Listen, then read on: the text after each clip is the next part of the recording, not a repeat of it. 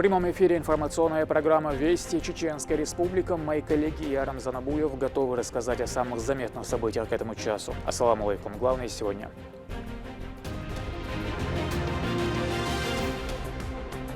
Юбилей титана чеченской литературы.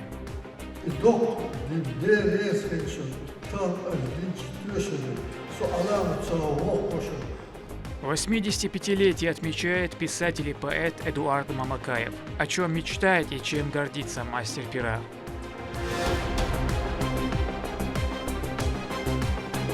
Обмениваясь уникальным опытом. Площадка собрала представителей 79 регионов страны, это более 500 человек. Как улучшить систему среднего профессионального образования для технологического суверенитета России обсуждали в Грозном на форуме амбассадоров проекта «Профессионалитет».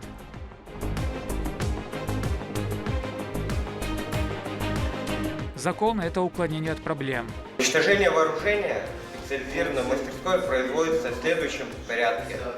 Крупную партию оружия и боеприпасов уничтожили специалисты Росгвардии в специализированной мастерской.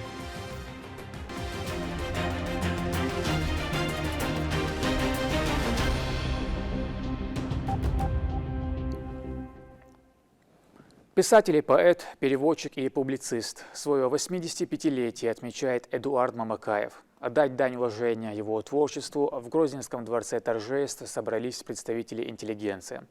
Выступающие отмечали, творчество Эдуарда Мамакаева занимает большой пласт в чеченской литературе, а его слово – мощный инструмент в сохранении и передаче богатства нашей культуры. Начав свой творческий путь стихотворения «Я люблю вас, горы» в 5 классе, он не только создавал шедевры, но и вдохновлял молодое поколение писателей, передавая свой опыт. Его произведения отражают живое дыхание Родины, ее радости, горести, надежды и мечты. Будучи директором музея имени Арби Мамакаева, Эдуард следует завету отца, что истинно мужественное сердце должно встречать и победу, и поражение равно со спокойным чувством души. О человеке, который доказал свою любовь к республике и ее народу, Турпалали Тайсумов. Известный во всей России еще с советского периода чеченский писатель, поэт, публицист, переводчик Эдуард Мамакаев отметил свой 85-летний юбилей. Многие знают его не только как литературного деятеля, но и как продолжателя дела своего отца, легендарного Арби Мамакаева, поэта, лучшие годы которого выпали на 40-е и 50-е прошлого века. Культурные деятели, официальные лица и многочисленные друзья собрались во дворце торжеств имени Дагуна Амаева, чтобы поздравить Эдуарда с праздником. Министр образования и науки субъекта Хошбауди Дааев рассказал об огромном влиянии его творчества на родной язык и литературу.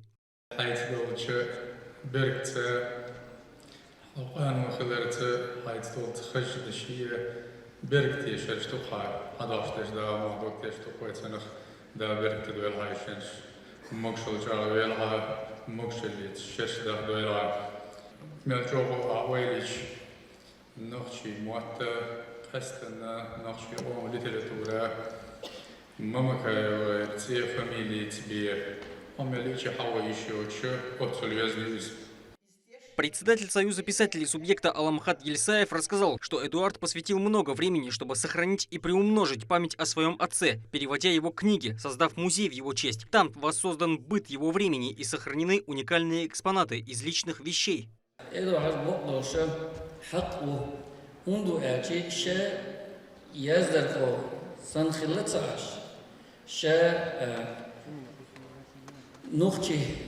Санхилаца аша диккансан хакку und шие дас мелбин белш халеган угар лурчхена совет эдло холкинол и белшо эрбе хацо юхцен церк музей калансо суна литературна хвалан ланахцо иза хинар цахелча ла амхлар далурдол шундат дюнол цагачи далурдол шундат хузаа эдуажин цин حين دخل لاتشبو سين حسمنا آمنت أنت سليمانا تسير تغنى دوكتش أو ليرنا توقعلني قردش 11 دقيقة. Указом главы Чеченской Республики Рамзана Кадырова юбиляр был награжден благодарственным письмом, а еще ему была вручена юбилейная медаль Союза писателей и презенты от помощника руководителя региона, министра субъекта по национальной политике, внешним связям, печати и информации Ахмеда Дудаева. Друзья прославленного писателя рассказали о том, что они не просто с ним поддерживают отношения, он в разное время помогал им в их работе и продолжает это делать.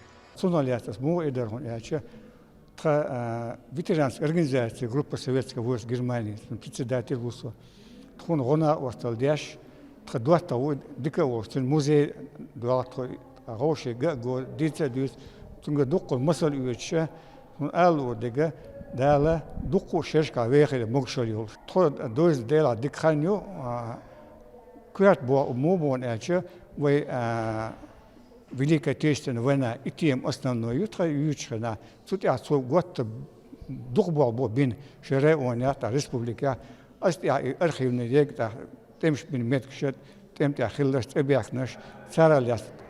Эдуард Мамакаев искренне поблагодарил руководство региона, которое всегда помогало ему и высоко ценило его труды. Он очень рад, что написанные им книги вышли в свет, а память об Арби Мамакаеве не забывалась никогда.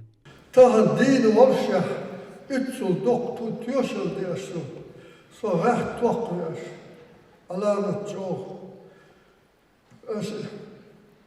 melällig, vähbel, خزنش üttul da'wana, alla söz dela, alla tjå, så dylja vaknas, boktan hendes. Så duk melgezig, melhashi melgezig şavegi hoyşu, علامة ستة بدون شخص كد بديك بال لسوق كبير بالمتق ياتشو نبضو الدق بركم الدق دي بدير يسكيشن تان أجدين شتوشن سو علامة سلاوقشن. Он автор многих произведений, которые стали значимой частью культуры субъекта. Творчество пронизано глубокими мышлениями о жизни, любви и традициях. Концертная программа дополнила юбилейный вечер. Танцевальные номера были исполнены во всей красе. Символично, что исполнялись здесь песни на стихи Эдуарда, что особенно красиво. Творчество Эдуарда Мамакаева – это достояние региона. За годы своей литературной деятельности он написал много произведений, как для детей, так и для старших поколений. Открыв его книгу, каждый найдет в ней много интересного и полезного. Турпа Лолита Исумов и Алисхан Кацулов. Вести. Чеченская Республика. В Грозном состоялся мастер-класс по освещению национальных проектов. В мероприятии приняли участие сотрудники министерств, ведомств и муниципальных образований, ответственных за информационное освещение нацпроектов. Среди спикеров представители руководства организации «Национальные приоритеты». Репортаж Лейлы Муртазовой. В стенах Чеченской государственной телерадиокомпании «Грозный» прошел мастер-класс. В рамках него представители организации «Национальные приоритеты» поделились с сотрудниками министерств, органов местного самоуправления и СМИ принципами и стратегией своей деятельности. Национальные проекты, во-первых, очень тесно, все они работают на достижение национальных целей, и они при этом очень тесно переплетены между собой. Поэтому потребовался такой центральный коммуникатор, который с помощью вот этих пересечений добьется синергетического, более существенного эффекта в коммуникационной работе. Спикеры рассказали о национальных проектах, о важностях их освещения, отметив, что такое внимание поможет повысить общественное сознание и вовлеченность граждан. Кроме этого, еще одна лекция была посвящена продвижению нацпроектов. Знание бренда «Национальные проекты России» складывается из знания визуальной и вербальной частей. Чеченская Республика как один из немногих регионов, которые настолько активно генерируют информационный контент по нацпроектам. Вот. Вы, я надеюсь, меня точно, как никто другой, поймете, вкладывая столько сил, ресурсов в генерацию контента про нацпроекты. Мы говорим про открытие новых объектов. Мы пишем про меры поддержки, которыми могут воспользоваться люди по тому или иному нацпроекту. Чеченская Республика является в постоянных лидерах информационной работы по продвижению национальных проектов. Для поддержания такого положительного результата необходимо осваивать новые методы и знания, которые помогут достичь новых вершин. Цель нашего семинара – это обмен лучшими практиками, уточнение целей и задач работы, определение самых главных приоритетов, ну и в том числе это разговор о новых национальных проектов, которые будут реализовываться начиная со следующего года. Это очень важная тема, потому что информационная работа не останавливается и темы национальных проектов расширяются. Мы сейчас делимся всей той информацией, которая будет актуальна уже в следующем году. Сами участники семинара узнали много полезной информации, которая благоприятно повлияет на их дальнейшую работу в этой сфере. Я уже более 2 лет занимаюсь тем, что освещаю нацпроекты реализации в Гудермесском муниципальном районе. Сегодня спикеры рассказывают о том, как правильно это все делать, для чего это нужно, что означают в принципе национальные проекты. Для кого-то это, для новичков это будет новая информация, для нас, более опытных, это дополнительная информация, чтобы принять к сведению, чтобы учесть в своей работе. Национальный проект на самом деле это одно из главнейших, можно сказать, событий вообще в последние 5 лет в нашей стране, учитывая, какие результаты, кстати, они тоже рассказывали, результаты этой работы, они просто огромные. Нет ни одного даже маломальского сельского поселения, в которое бы не дошли эти результаты, учитывая, что и для семьи, и для здоровья, и для исторических каких-то наследий, для благоустройства территорий. Все эти работы проводятся благодаря вот этим нацпроектам. Нам объясняют, для чего это важно, как с этим работать и зачем это в принципе нужно в России. Национальные проекты – это важнейшее направление, которое помогает людям воспользоваться своими возможностями и улучшить свою жизнь. В рамках государственных программ регионы России смогли повысить благосостояние в разных сферах жизнедеятельности, в том числе и Чеченская Республика. Лейла Муртазова, Сетамин Мусаев, Руслан Магомадов, Вести, Чеченская Республика. Роль общественных формирований в становлении и развитии института пробации в республике обсуждали на круглом столе в Нацбиблиотеке. Участие приняли представители УФСИНа, государственных органов и общественных организаций. В докладах озвучили актуальные вопросы по социальной адаптации и реабилитации бывших заключенных. В регионе активно внедряется система, направленная на помощь бывшим осужденным после их освобождения. Уже проведено 131 занятие, заключены соглашения о сотрудничестве между исправительными учреждениями и органами занятости, образования и здравоохранения. Планируется, что общественные организации возьмут в себя некоторые, скажем так, усилия по пробации людей, которые выходят из тюрьм, из заключения. Соответственно, это социализация общества. Да, слово пробация, она довольно сложная, но мы понимаем, как социализация в обществе. То есть, чтобы человек вышел из тюрьмы, нашел себе работу, но при этом уже в системе ФСИН, мы знаем, есть системы, когда его готовят к какой-то работе, то есть его обучают профессии. И наша общая задача, чтобы когда он вышел, найти ему рабочее место. Это, конечно, привлечение там, и малого, и среднего бизнеса, определенных там, предприятий государственных. И здесь просто общественная палата занимается общественным контролем этого закона. Как улучшить систему среднего профессионального образования для технологического суверенитета России обсуждают в Грозном на молодежном форуме амбассадоров федерального проекта «Профессионалитет». 500 человек из 79 регионов участвуют в тренингах, мастер-классах и культурной программе. Этот проект является частью инициатив социально-экономического развития страны до 2030 года. Самое важное законспектировала Медина Мударова. Форум амбассадоров «Профессионалитет» начал свою работу на базе Чеченского государственного педагогического университета. Площадка собрала представителей 79 регионов страны, это более 500 человек.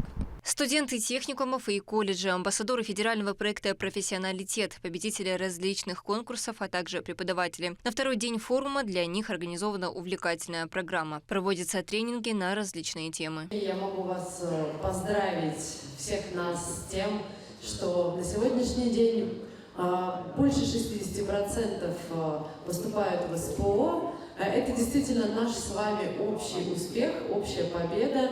Не потому, что мы хотим там посоревноваться с вузами, не в этом дело. Просто сейчас кадровый запрос экономики именно таким образом структурирован, что нужно больше кадров со средним профессиональным образованием. Нужны все кадры, но таких нужно просто больше. И это важно для того, чтобы запустить промышленность. Всегда нужны именно специалисты рабочих профессий. В Федеральный проект помогает молодым людям не только получить востребованную специальность, но и приступить к работе без дополнительной переподготовки. Важно, чтобы об этих возможностях знало как можно больше обучающихся. Это ребята, которые помимо того, что сами являются студентами, они еще активно участвуют в мероприятиях по популяризации проекта.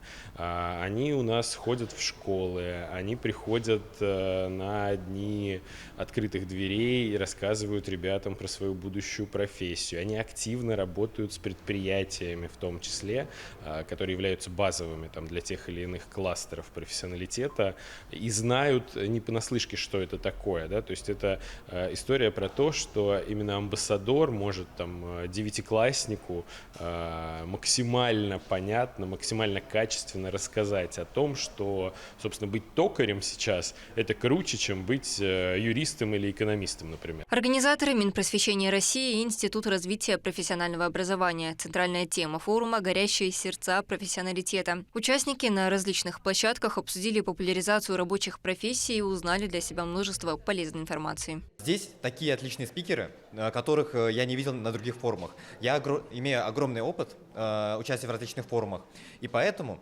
я считаю, что на этом форуме очень хорошая образовательная программа. Александра Селюто уже 3 года подряд принимает участие в федеральном проекте. Девушка берется за любое дело. За ее плечами огромный опыт работы со школьниками. Она 2-кратный победитель Всероссийского конгресса «Большая перемена». Является вожатой движения первых, и это еще не все. Стою удивляться масштабом проекта, как он развивается, какие ребята к нам приходят, какими они становятся буквально за первый месяц обучения. И я здесь и продолжаю свою деятельность только потому, что для меня важно быть тем самым проводником для абитуриентов в эту взрослую жизнь, помогать им сделать первый выбор, ведь он очень важный, выбор будущей профессии. Ключевая задача профессионалитета – закрытие кадровой потребности крупнейших предприятий страны, а также подготовка 1 миллиона кадров по рабочим специальностям. На сегодняшний день достигнуты серьезные результаты, а амбассадоры проекта помогают развивать и популяризировать эту сферу. Медина Мударова, Ислам Нацуров, Магомед Ахматов, Вести, Чеченская Республика. В специализированной мастерской батальона Северо-Кавказского ордена Жукова округа Росгвардии уничтожена крупная партия оружия и боеприпасов, изъятого добровольно сданного или найденного, которые были приняты в текущем году от МВД России по Чеченской Республике и Дагестана. В присутствии комиссии военнослужащие на специальном оборудовании деформировали оружие, доводя до непригодности. Уничтожение вооружения в специализированной мастерской производится в следующем порядке. Военнослужащие, имеющие специальный допуск, сверяют фактический номер оружия с учетной документацией. Далее производится отделение пластиковых и деревянных частей от образца вооружения. К этому часу это все события. Еще больше новостей вы можете узнать и на наших аккаунтах, социальных платформах и в приложении «Смотрим». С вами был Рамзан Абуев. И пусть в вашей жизни будут только хорошие вести.